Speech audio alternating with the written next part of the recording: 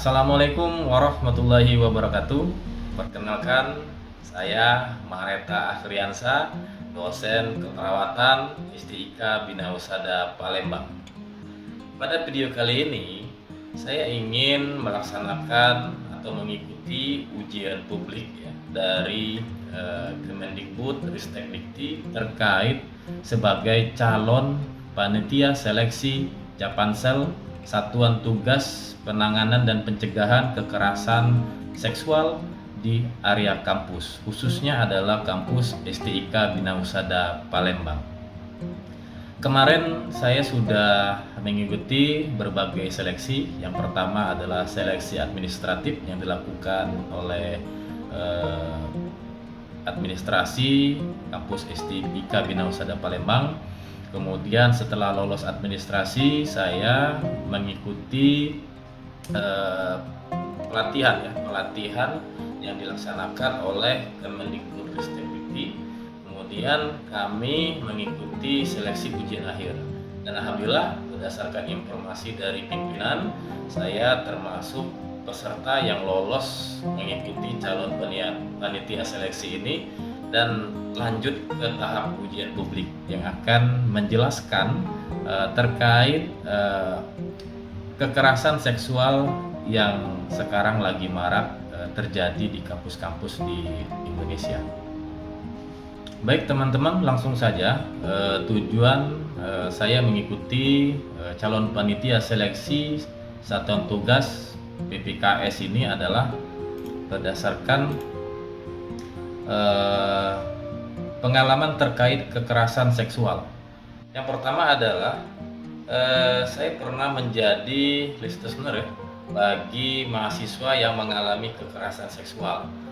Tetapi listener ini bukan mahasiswa kampus STIK Bina Husada Palembang, tapi mahasiswa kampus yang lain ya, di mana beberapa temannya dan dia sendiri menjadi korban kekerasan seksual ya, berupa rayuan, ada dokumentasi video gitu ya yang terjadi di lingkungan kampusnya. Jadi itu saya pernah menjadi sebagai listener kasus kekerasan seksual. Kemudian saya juga pernah menjadi pembicara atau webinar ya, yang diselenggarakan oleh PW IPKJI, Ikatan Perawat Kesehatan Jiwa Indonesia di Provinsi Sumatera Selatan, tentang dampak pornografi bagi remaja. Karena kita ketahui sendiri bahwa dampak dari pornografi ini bisa menyebabkan penyimpangan perilaku ya, karena kan bagian otak ya, PFC pada otak manusia itu rusak ya, karena terlalu banyak atau teradiksi dari pengaruh pornografi. Nah, untuk kekerasan seksual ini bisa juga disebabkan awal mulanya karena si pelaku itu sering mengkonsumsi pornografi seperti itu. Kemudian pernah juga sebagai pembicara webinar ya yang dilaksanakan oleh Kominfo RI ya, tentang menjaga keamanan ruang digital terhadap pornografi yang kaitannya tentang seksual juga ya, pelecehan seksual juga dari materi yang saya sampaikan. Kemudian pengalaman terkait kekerasan seksual yang pernah saya alami adalah pernah mengikuti pelatihan yang sudah saya sampaikan di awal tadi, dan kami memperoleh buku modul ya untuk belajar tentang pencegahan dan penanganan kekerasan seksual dari Kemendikbud Dikti Ristek ya. Gitu. Nah, kemudian tren dan isu terkait kekerasan seksual. Nah, jadi sudah banyak ya. Kalau tren ini kan berarti kan sudah nyata. Memang sudah banyak juga video yang viral di medsos terkait kekerasan seksual yang ada di beberapa kampus di Indonesia. Nah, apa tren dan isunya? Bahwa kembangnya isu kekerasan seksual di Indonesia. Ya, jadi semakin banyak kasus-kasus yang terlaporkan terkait kekerasan seksual di perguruan tinggi, khususnya di kampus. Kemudian kasus kekerasan seksual seperti fenomena gunung es yang terjadi di perguruan tinggi. Ya benar. Ya, kalau gunung es itu kita lihat ya di lautan itu hanya bagian atas saja yang nampak gitu ya. Tetapi di bawah lautan ya, di dalam lautan itu sangat besar sekali.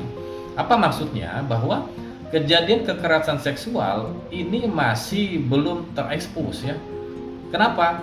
Karena korban ya, seperti yang sudah pernah saya identifikasi, bahwa mereka takut ya, takut untuk mempublish, takut untuk menginformasikan kekerasan seksual yang pernah mereka rasakan ya. Karena apa? Yang pertama karena mereka juga merasa malu gitu. Malu dengan lingkungan sekitar ya, karena menjadi korban pelecehan seksual. Kemudian karena kurangnya alat bukti juga. Kemudian mereka takut karena yang dihadapinya itu adalah dosennya. Jadi korbannya mahasiswa, jadi pelakunya itu adalah dosennya. Jadi mereka takut melapor karena mungkin dosen tersebut mempunyai banyak kolega atau petinggi-petinggi. Nah, ini yang harus kita atasi ya.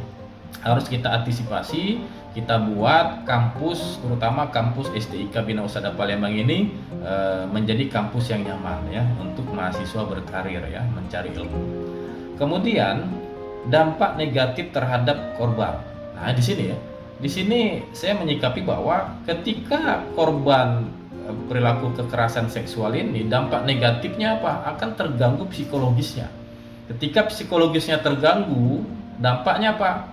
Mahasiswa tersebut berkemungkinan dia nggak mau lagi untuk lanjut kuliah, untuk melanjutkan studi pendidikannya. Karena dia sudah merasa malu, sudah merasa dilecehkan, sudah merasa tidak punya harga diri lagi, gitu ya.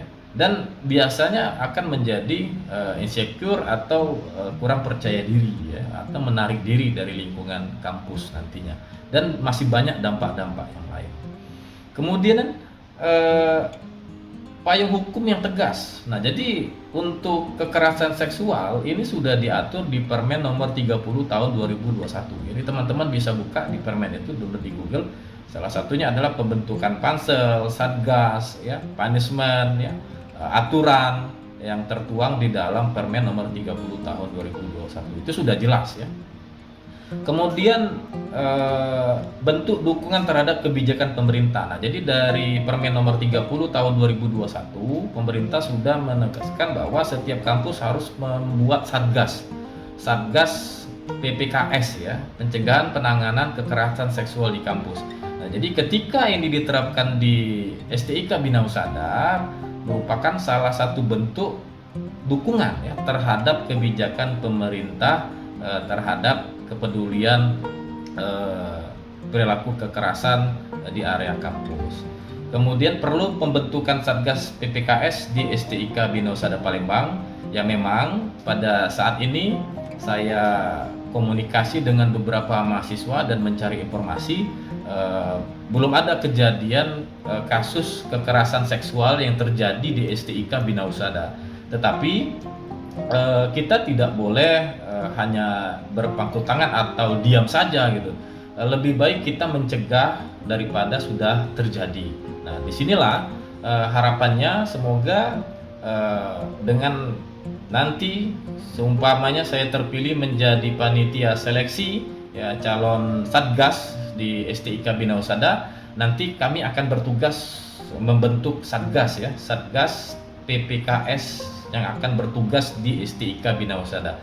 Ya, alhamdulillah sekarang tidak terjadi pelecehan seksual di STIK Bina Usada. Tetap akan kita jaga, kita pertahankan dengan pembentukan Satgas PPKS ini. Tentu nanti akan bisa berjalan lebih baik lagi. Stop kekerasan seksual di kampus, ya. Kemudian kekerasan seksual, siapa saja bisa menjadi korban kekerasan ya, seksual. Laporkan meski sering kali menakutkan. Nah, jadi harapannya ketika di STIK Bina Usada Palembang terbentuk Satgas, ya kita akan lebih giat lagi ya mengidentifikasi kasus-kasus kekerasan seksual yang berada di lingkungan STIK Bina Usada Palembang, baik itu di lingkungan STIK maupun di area luaran maupun di tempat praktik nanti mahasiswa ya, seperti itu. Baik, mungkin itu saja yang dapat saya sampaikan ya terkait uji publik ini. Semoga apa yang saya sampaikan terkait pengalaman saya sendiri tentang kekerasan seksual, kemudian tren dan isu yang berkembang saat ini bisa menjadi evaluasi ya bagi Bapak Ibu terkait uji publik ini. Apakah saya ini layak menjadi panitia ya seleksi PPKS ya, Satgas PPKS atau tidak? Itu nanti tergantung dari Bapak Ibu yang menilai.